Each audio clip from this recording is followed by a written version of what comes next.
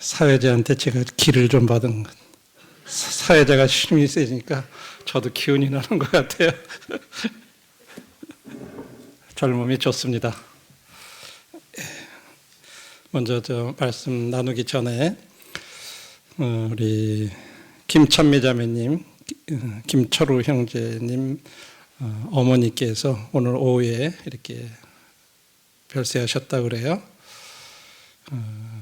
원래 믿지 않으시던 분들이고 아주 그 아버지 같은 경우는 굉장히 시아버님은 불도가 굉장히 강하신 그런 분이셨다고 그래요. 근데 우리 추영님하고 김정자 자매님 계속 그 방문하시면서 이제 몸이 이제 막 아파지셔가지고 그 아들 집에 와 계시는 동안에 자연스럽게 이제 그런 기회를 이렇게 만들어서 가서 이제 복음들을 전하셨고, 이제 추영님 남기신 메시지를 보면은 이제 어머니 같은 경우는 그 마지막에 이제 하늘나라에 갈 수 있냐니까 갈 수 있다라고, 예수님 믿었자니까 믿는다 그러시고 이제 그렇게 다 시인은 하셨대요. 그래도 한 번 더 우리 저 김정자 자매님이 좀 확인을 하고 싶으셨는데 그렇지 못하고 이렇게 그냥 떠나셨다고 좀 아쉬워하시는데, 그래서 이제 오늘 천미자매 전화 와가지고 아버지한테, 그 시아버님한테 우리 가족장으로 이렇게 하는데 기독교식으로 하면 안 될까요? 하고 여쭤봤더니 그래, 그렇게 해라. 그래서 자매가 깜짝 놀랐대요. 그 아버지가 진짜 철저한 불교 신자시라 그렇게 대답하실 거 예상을 못했는데 그렇게 하셨다고 그래요. 그래서 허락하시면 이제 또 그 누님도 계시고, 그래서 누님한테도 그 누님이 이제 이쪽에 그 주성의 요양원이라고 거기 이제 원장으로 계세요. 근데 누님한테도 이제 그렇게 여쭤봤더니 너희들이 원하는 대로 해라. 이제 그렇게 해서 그 기독교식으로 이렇게 좀 해주기를 원하신다고 그래요. 그래서 그 부친하고 누님 이렇게 생각해서 저희들이 같이 그 가족장으로 이렇게 할 때 성도님들이 같이 이렇게 하셔서 마지막 이제 그 어머니 보내드리면서 좋은 간증들을 좀 이렇게 보여줬으면 좋겠다 하는 그런 생각이 있습니다. 함께 기도해 주시기 바랍니다. 이제 오늘은 지난주에 하나님의 뜻을 분별하는 것에 대해서 이렇게 말씀을 드렸는데, 오늘도 연이어서 하나님의 뜻을 이루는 삶에 대해서 말씀을 드리겠습니다. 먼저 우리가 하나님의 뜻을 분별하기에 앞서서 우리가 알아야 될 것이 있다고 그랬습니다. 뭐냐면 우리 한 사람 한 사람에 대한 하나님의 계획이 있다 하는 거, 그걸 먼저 알아요. 나에 대해서도 하나님의 계획이 있다 하는 걸 먼저 알아야 된다고 하는 거예요. 근데 어떤 사람들은요, 평생 동안 나에 대한 하나님의 계획이 뭐지? 라고 생각해보지 못하고 떠나는 사람들이 있다는 거예요. 한 번도 내 생애, 나의 삶에 대해서 왜 하나님께서 나를 이 세상에 보내셨지? 그 목적이 뭐지? 이런 거 생각 없이 살다가 가는 사람들이 있다는 거예요. 우리 그리스도인조차도 그럴 수 있어요. 모르면. 그 다음에 두 번째로는 하나님의 뜻은 우리가 알 수 있다, 없다. 하나님의 뜻은 알 수 있다. 세 번째로 하나님의 뜻을 우리가 행할 수 있다, 없다. 행할 수 있다.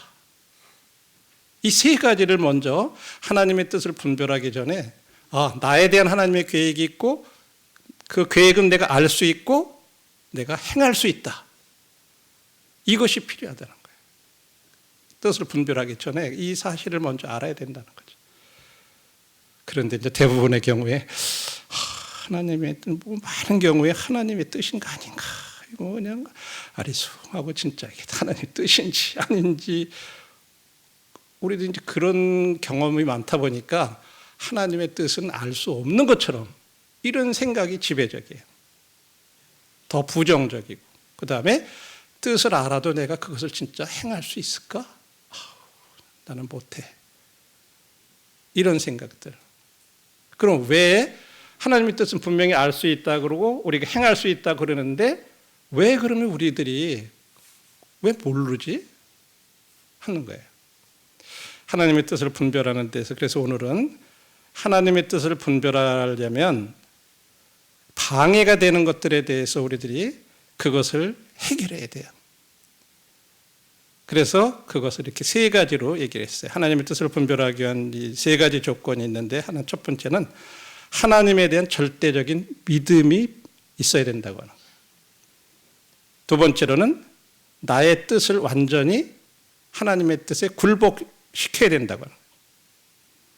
세 번째로는 우리들의 마음을 새롭게 해야 된다. 이 세 가지 조건이 될 때 우리가 하나님의 뜻을 분별할 수 있다. 그러니까 거꾸로 얘기하면 우리가 하나님의 뜻을 분별하지 못하는 것은 첫 번째, 내가 하나님에 대해서 절대적인 믿음을 행사하지 못하기 때문이라는 거예요. 두 번째로는 내 뜻을 하나님 앞에 완전히 굴복시키지 않기 때문에. 세 번째로는 우리들의 마음을 새롭게 하지 않기 때문에. 이런 거에 대해서 하나 한번 한 가지 좀 더 생각해 보겠습니다. 하나님에 대한 절대적인 이 믿음에 대해서 그럼 하나님에 대해서 믿는데 뭐를 믿냐? 하나님에 대해서 뭐를 믿냐 하는 거예요. 거기는 첫째 하나님의 선하심에 대한 절대적인 믿음. 그 다음에 하나님의 사랑에 대한 절대적인 믿음. 그 다음에 하나님의 계획, 나에 대한 하나님의 계획에 대한 절대적인 그런 믿음. 이것을 믿는다는 거죠.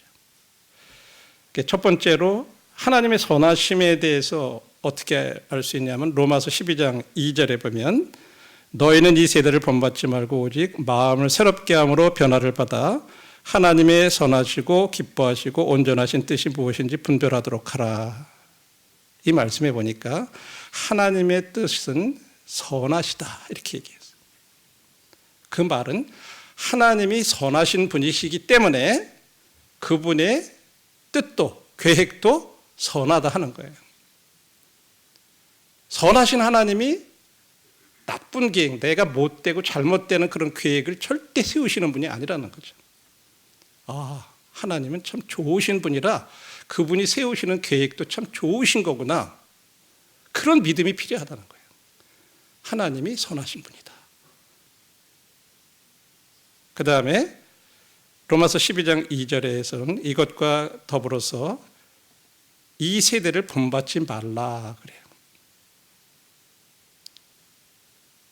이 세대라고 하는 의미는 어떤 세상의 가치관, 문화 또는 어떤 죄악된 패턴 이런 것들을 따르지 말라는 그런 의미예요. 우리가 주님의 뜻을 분별하지 못하는 이유 중에 그래도 방해가 되는 것들이 바로 이런 세대를 본받아서 가기 때문에. 그래서 이 세대를 본받지 말라 그럴 때 이 세상의 기준 이거는 종종 하나님과 반대되는 방향으로 이렇게 향하고 있기 때문에 우리가 그런 흐름에 휩쓸려 가면 여기 이 본받는다고 하는 이 표현은요 순응해 간다고 하는 그런 표현이에요. 그냥 그대로 흘러가는 대로 같이 휩쓸려 가는 거예요. 그렇게 될 때 하나님의 뜻을 알기가 어렵다는 거죠. 그래서 우리들이 마음을 새롭게 함으로 이 마음을 새롭게 한다는 이 표현은 우리 생각과 마음이 성령으로 새롭게 되어야 한다 하는 그런 말이에요. 그래서 우리가 이제 주님을 믿고 나서 회심한 다음에는 지속적으로 변화되는 삶을 살아가는 것. 여기서 새롭게 변화를 받는다 그럴 때 우리가 많이 착각하는 게 완전히 100% 우리들이 그냥 확 바뀌었다고 하는 그런 의미로 생각하는데 그게 아니라 하나의 과정이라고 하는 거예요. 이걸 같은 성경에서 성화라고도 이렇게 얘기를 해요. 그래서 우리들이 계속해서 성령 안에서 지속적으로 계속 변화되는 삶을 살아가야 된다고 하는 거죠.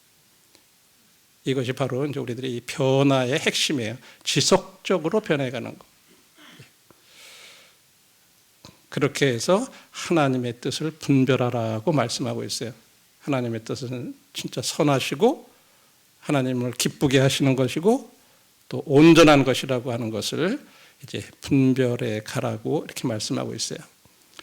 그다음에 구약 성경에도 이 두 번째로 이제 첫 번째는 우리들이 하나님의 선하심에 대한 그런 절대적인 믿음이 필요했고, 두 번째는 하나님의 사랑에 대해서 우리들이 절대적인 믿음이 필요하다고 그럴 때 예레미야 29장 11절에서 여호와의 말씀이니라 너희를 향한 나의 생각을 내가 안하니 평안이요 재앙이 아니라 너희에게 미래와 희망을 주려는 것이라.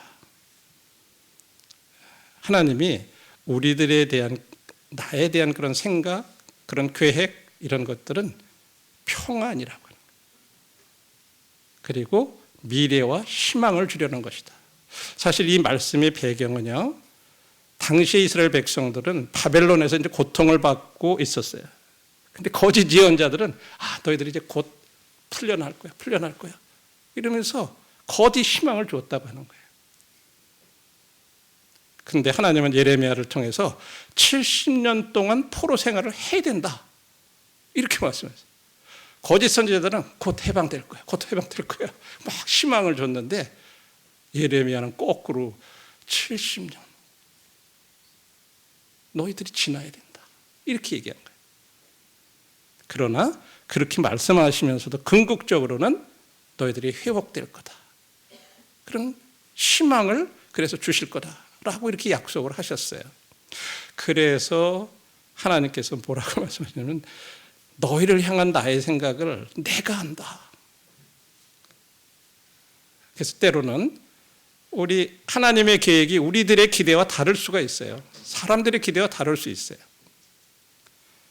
유다 백성들은 즉각적으로 그 포로에서 이렇게 해방되기를 원했고, 거짓 선지자들은 그렇게 거짓 희망을 줬지만 하나님은 70년이라고 하는 어떤 장기적인 그런 구원 계획을 가지고 계셨어요.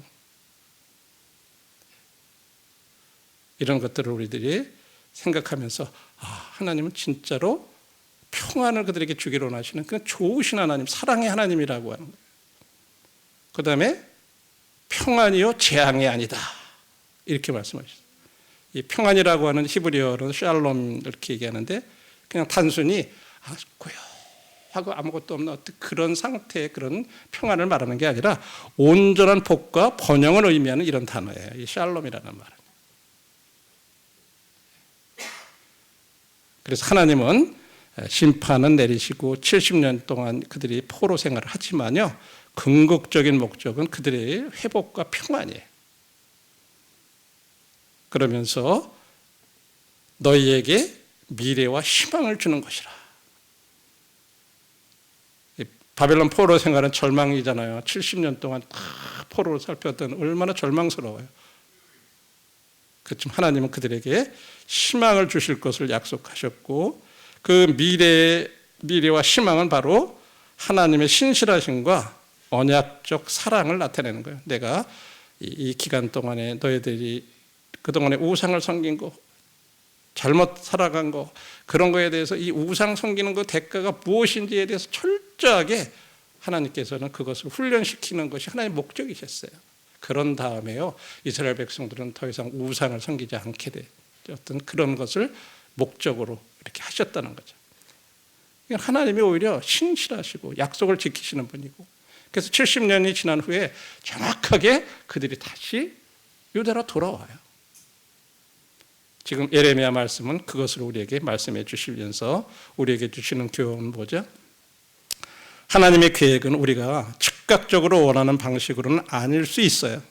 그러나 결국에는 우리에게 유익한 방향으로 이루어진다고 하는 거죠. 우리가 이것을 믿을 필요가 있어요. 내가 당장 원하는 대로는 안 돼도 우리에게 유익한 방향으로 그렇게 이루어지신다는 거죠. 그래서 하나님의 뜻을 신뢰하고 인내하는 것이 중요하다고 하는 것입니다. 하나님은 우리에게 절망 가운데서도 희망을 주시는 그런 분이시라고 말씀하고 있습니다. 또 한 말씀은 시편 37편 5절인데 내 길을 여호와께 맡기라. 그를 의지하면 그가 이루시고 라고 이렇게 말씀하고 있어요. 여기에서 내 길을 여호와께 맡기라 하는 말은 전적으로 위탁하라는 그런 말이에요. 이 길이라는, 여기서 네 길을 이랄 때 그 길은 우리 인생의 어떤 방향, 우리가 어떤 선택해야 되는 거, 계획하는 거, 이런 것을 다 의미할 수 있어요. 그렇게 하려면, 하나님의 뜻을 우리가 분별하려 할 것 같으면 먼저 내 뜻과 계획을 다 내려놔야 돼요. 그리고 하나님 앞에 나가야 된다고 하는 거죠. 그리고 하나님 앞에 맡긴다는 그런 것은요, 하나님의 뜻이 나보다 더 선하고 완전하다는 그런 믿음에서 나오는 거예요. 맡기는 것들은. 그래서 마치 하나님 앞에 내 인생의 운전대를 맡기는 신뢰의 행동이죠. 내 인생의 운전자가 되어주세요 하고 운전대를 그냥 맡기는 거예요. 그분이 우리 운전에 갈 때 누가 뭐 이렇게 가자 저렇게 하면 운전사 마음이야. 아무리 옆에서 당신들이 떠들어봐야 내가 가고 싶어야 가는 거지. 우리 그런 장난할 때 있잖아요. 암만 옆에서 뭐라 그래도 운전사 마음이야 그러잖아요. 그렇죠? 우리 인생이 그런 거예요. 하나님 앞에 맡긴다 그럴 때 내 인생의 운전대를 맡기는 어떤 그런 신뢰의 행동이라는 거죠. 그렇게 하면, 그를 의지하면 이 하나님의 뜻은 우리가 단번에 분명해 보이지 않을 수 있어요. 하지만 우리가 전적으로 하나님을 의지할 때 그분은 우리들의 길을 인도해 주신다고 하는 것입니다. 그래서 이 의지함이라고 하는 이 말은 믿음의 선택이라고 하는 거예요. 어떤 환경, 상황보다도 하나님을 더 신뢰하는 그런 믿음의 선택을 가리켜서 의지합니다. 이렇게 얘기해요. 그렇게 의지하면 하나님께서 이루신다는 거죠. 그래서 첫 번째는 이러한 하나님의 선하심, 하나님의 그 사랑, 내가 결국은 잘 되기를 바라신 그런 분이시구나. 그러나 사랑의 하나님, 그리고 나에 대한 그런 하나님의 계획에 대해서 진짜로 내가 생각하는 것보다도 하나님의 그런 계획이 한결 낫다고 하는 그것을 의지하는 거예요. 환경이 어떻게 돌아가더라도 하나님을 더 신뢰하는 그런 믿음으로 선택하는 믿음의 선택. 이런 첫 번째 조건이 바로 그런 하나님에 대한 그런 절대적인 믿음이 필요하다고 하는 거죠. 이게 이제 하나님의 뜻을 분별하는데 이제 첫 번째 조건이에요. 그다음 이제 두 번째 조건은 완전한 굴복. 우리들의 뜻을 하나님의 뜻에 굴복시키는 거예요. 우리 자신을 하나님 앞에 완전히 굴복하는 거. 그건 어떤 의미냐 하면은 하나님의 뜻을 나는 기꺼이 행하겠습니다. 내 속에서는 이건 아닌 것 같고 저런 것 같고 막 그러더라도 내가 기꺼이 그냥 거기 그 하나님의 뜻을 내가 행하겠습니다. 이게 이제 굴복하는 자세. 그다음에 두 번째는 하나님의 뜻에 대해서 마음을 여는 거예요. 그래서 마음을 열고 그것을 그대로 행하는 거예요. 막 마치 못하고 어쩔 수 없이 우리들이 그런 일이 있잖아요. 어떤 일을 누가 시켜서 하긴 해. 근데 마음속에는 뒤에서는 굴렁굴렁대면서 막 싫은데 그런데 뭐 그러면서 그냥 어쩔 수 없어가지고 하는 거. 이게 이제 열고 하는 게 아니에요. 그런 것들은. 그죠? 하나님의 뜻이 진짜 내가 생각하는 거 나하고는 다를지라도 하나님의 뜻은 분명히 더 좋을 거야. 옳을 거야. 항상 그런 자세로 우리 마음이 열려야 돼요. 근데 자꾸 이런 생각 저런 생각 하면서 우리들이 그렇게 안 하는 거예요. 그건 온전히 굴복하는 자세가 아니라고 하는 거죠. 근데 세 번째로는요, 결심하고 하나님의 뜻을 행하는 거예요. 내가 진짜로 이렇게 절대적으로 하나님 앞에 내가 이렇게 하겠습니다 하는 어떤 그런 마음, 이런 자세들이 하나님께 완전히 굴복하는 그런 자세라고 이렇게 말씀하고 있고, 특별히 이 잠언에 보면 우리가 잘 아는 이 잠언 3장 5절 6절에 너는 마음을 다하여 여호와를 신뢰하고 내 명철을 의지하지 말라.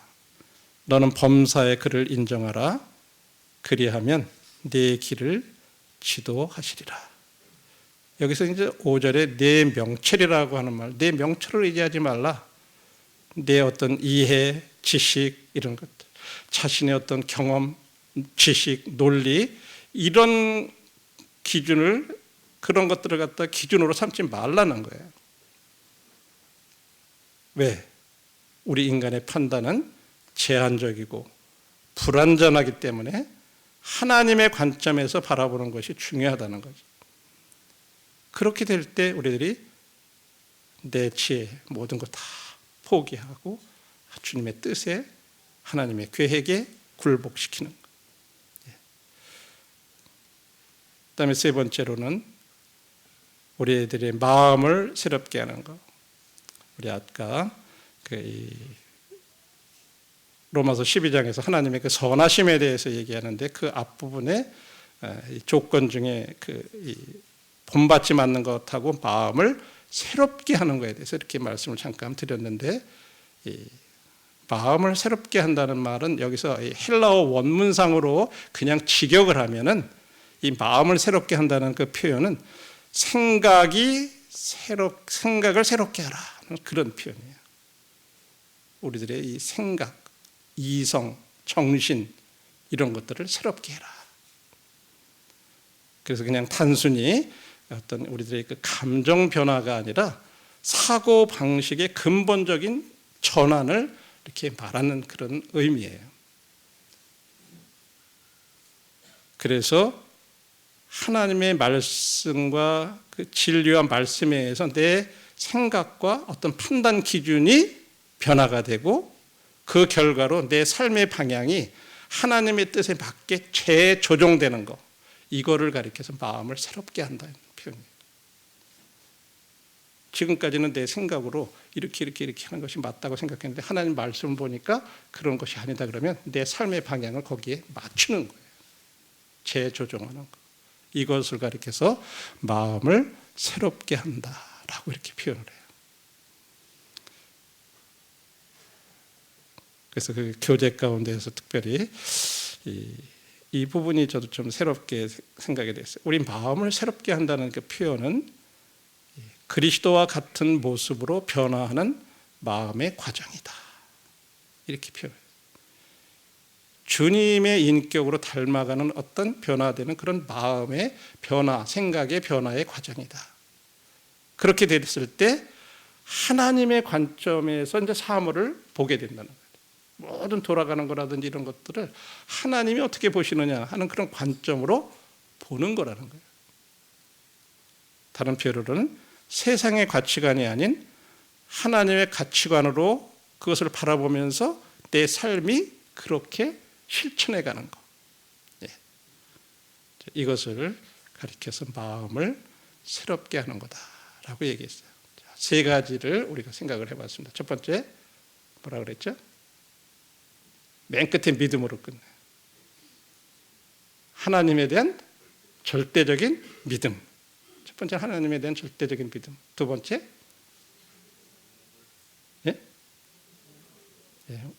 완전한 굴복. 세 번째 마음을 새롭게 하는 것. 이 세 가지 조건이 하나님의 뜻을 분별하는 데 있어서 먼저 우리들이 선행되어야 된다고 하는 거예요. 그래서 내가 하나님의 뜻을 잘 분별하기가 어렵다라고 생각할 때는 바로 나한테 이 중에 어느 것이 문제가 있는 것이 뭔가 이걸 생각해 보라는 거죠. 그래서 내가 하나님의 뜻에 대한 것에 대해서 얼른 빨리 이렇게 분별을 못하는 것이 이 중에 어떤 것이 문제가 될 수 있다는 거죠.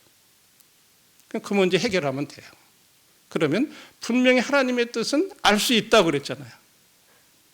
이런 것이 해결이 되면 하나님의 뜻을 알 수 있다는 거예요.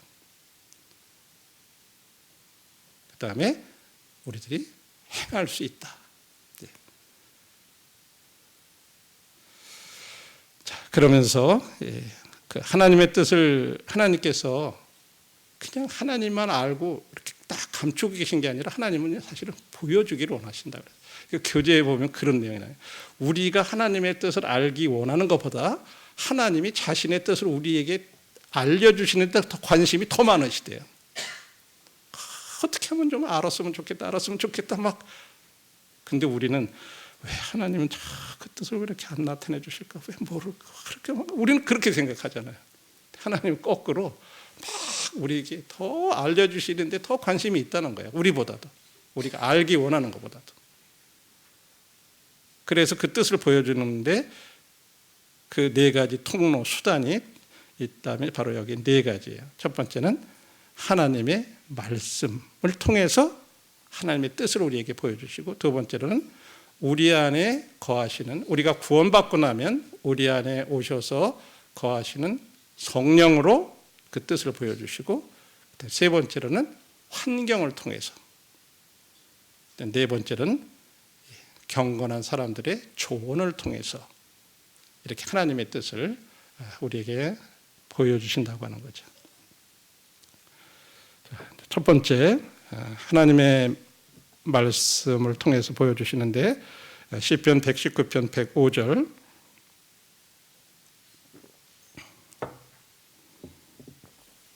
주의 말씀은 내 발의 등이요 내 길의 빛이니이다. 아주 굉장히 우리 잘 아는 말씀이잖아요, 그렇죠? 네.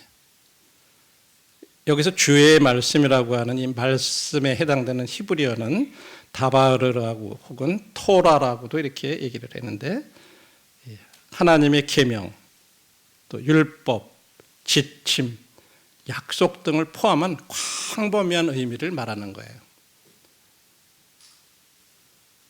그러면서 그냥 단순한 명령을 말하는 게 아니라 하나님의 뜻이 담긴 삶의 어떤 기준을 가리켜서 지금 주의 말씀이라고 이렇게 말씀하셔요. 그것이 내 발의 등이라 한다, 이렇게 말씀하셨어요. 여기서 이 등은 오늘날 우리들이 그 후레시라이트처럼 막 이렇게 비춰가지고 멀리까지 보이는 그런 등이 아니라 램프 있죠, 램프. 옛날에 우리 조상들 가지고 다니는 호롱불 같은 걸 이렇게 들고 다니는 거 있잖아요. 그런 걸 가리키는 거예요. 그래서 그냥 바로 앞에 발걸음 몇 걸음만 이렇게 보여주는 그런 역할을 하는 것이 바로 등의 역할이잖아요. 하나님 말씀이 그렇다는 거예요.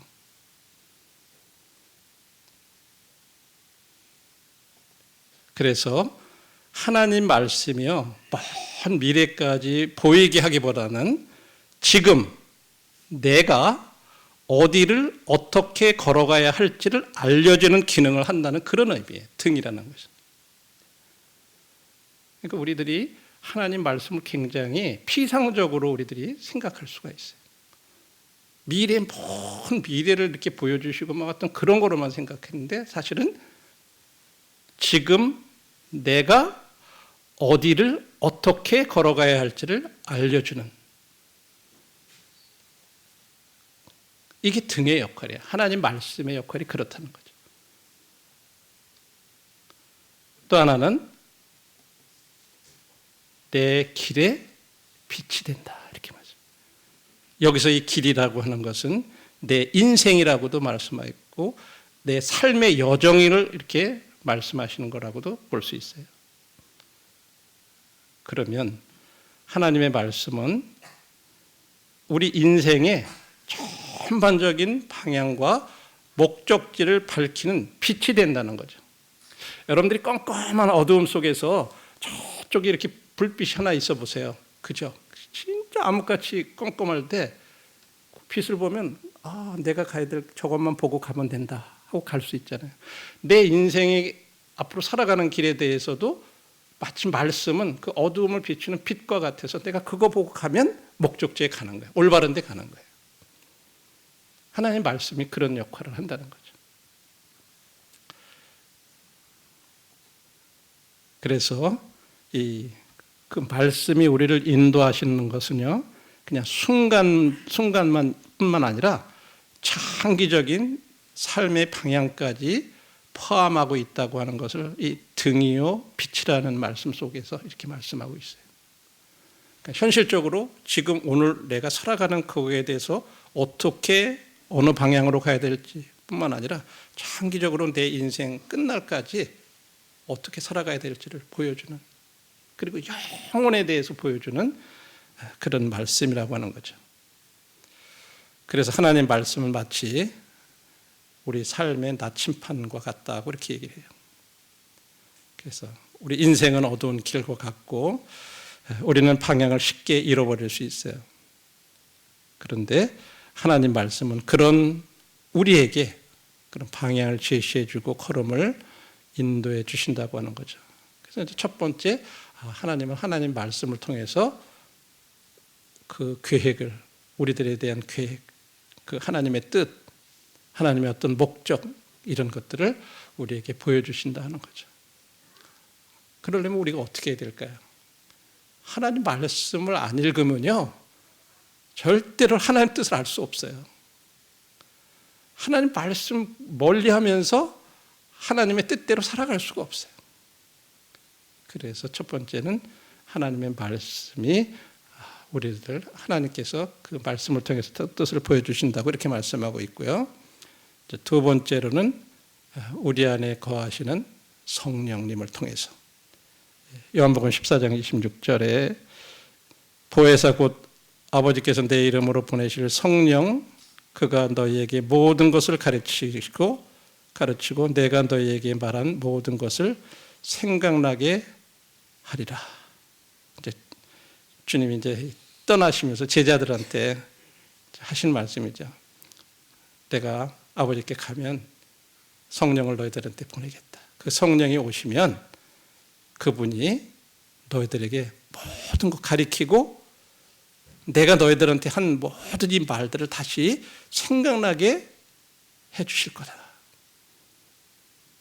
성령을 통해서 주님이 원하시는 어떤 그런 것들을 이렇게 가르쳐 주시고 생각나게 해 주시고 그렇게 약속을 하셨어요. 그 다음에 요한복음 16장 13절에도 이어서 그러나 진리의 성령이 오시면 그가 너희를 모든 진리 가운데로 인도하시리니 그가 스스로 말하지 않고 모든 오직 들은 것을 말하며 장래일을 너희에게 알게 하시리라. 또한 성령은 우리를 진리 가운데로, 모든 진리 가운데로 우리를 인도해 주신다고 말씀하고 있어요. 그래서 하나님은 성령님을 통해서 하나님의 뜻, 진리, 올바른 것들을 우리 가운데로 우리를 인도하신다고 하는 거죠. 그럼 이제 두 번째 우리가 생각해야 될 것은 내가 주님의 뜻을 알려면 성령님을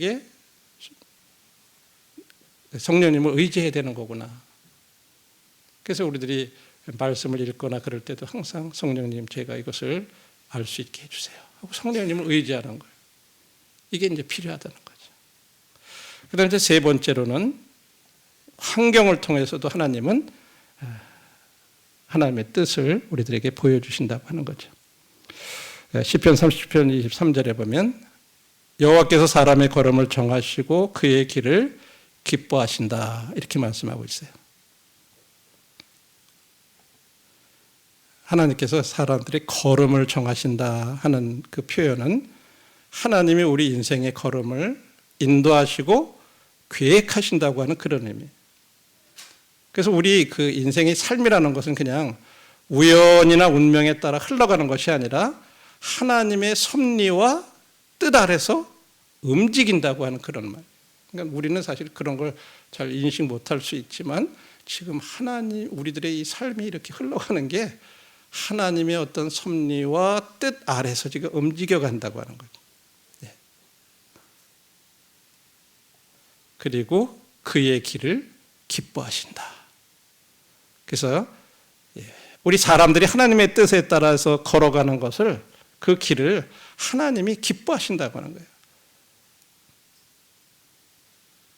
그냥 하나님이 일방적으로 너 이렇게 가 하는 어떤 정해놓은 그렇게 정해놓으셨기 때문에 기뻐하신다는 것이 아니라 우리 사람들이 하나님을 신뢰하면서 그 길을 따를 때 하나님이 그것을 기뻐하신다고 하는 어떤 관계적인 메시지예요.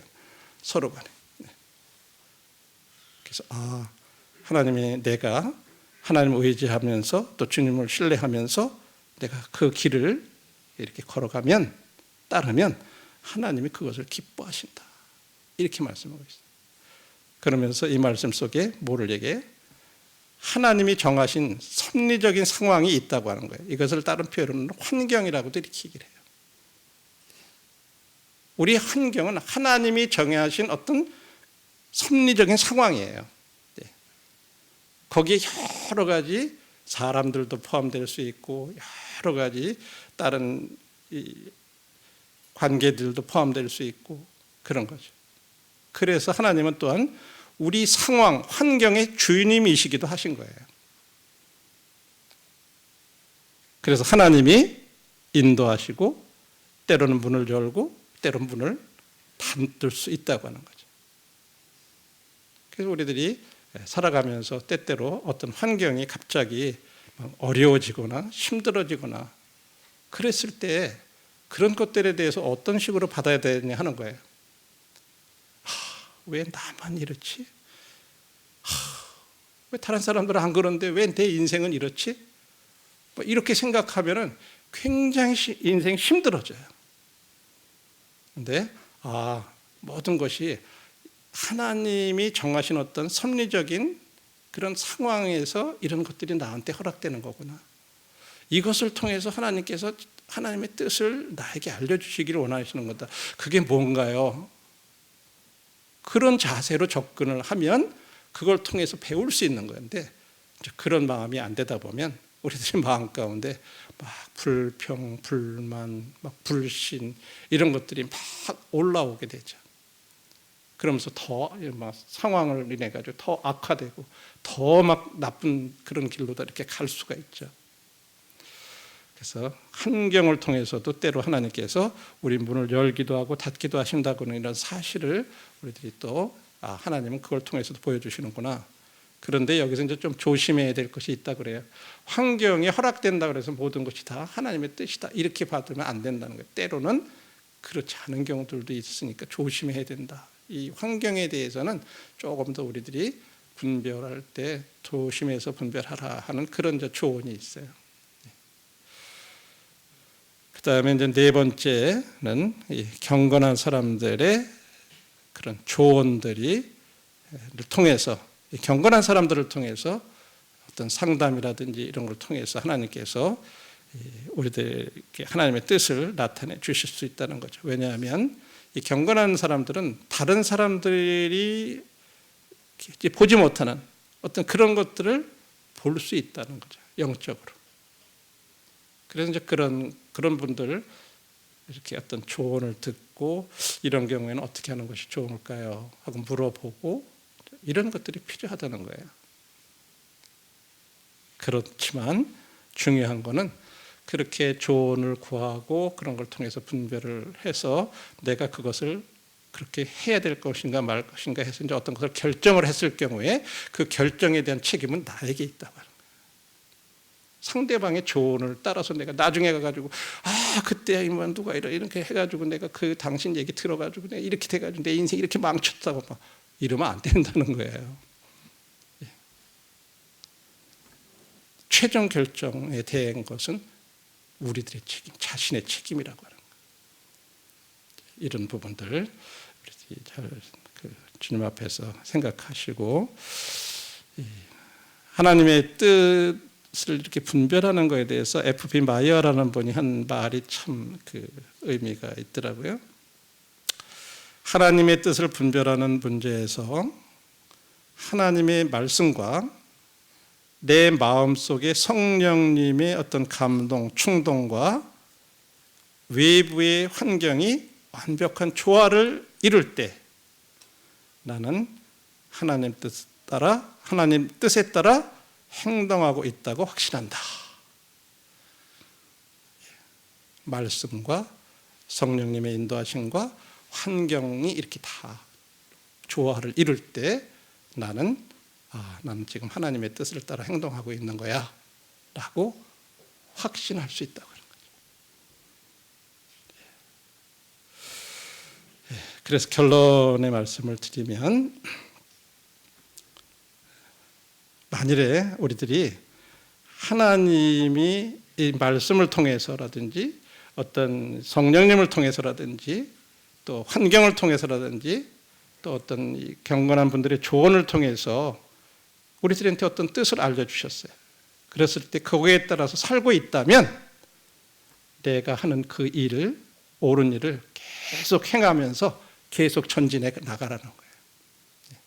이게 이제 결론이에요. 그래서 우리들이 오늘 두 가지 우리들이 이제 기억하시면 좋을 것 같아요. 하나님의 뜻을 분별하기 위한 세 가지 조건과 하나님께서 우리들에게 하나님의 뜻을 나타내 보이는 네 가지 수단. 세 가지 조건, 네 가지 수단. 이것을 이렇게 마음 가운데들 염두에 두시고 저와 형제자매님들이 하나님의 뜻에 따라서 하나님의 뜻을 이루어드리는 그런 삶들을 살아가실 수 있으면 좋겠습니다. 감사합니다.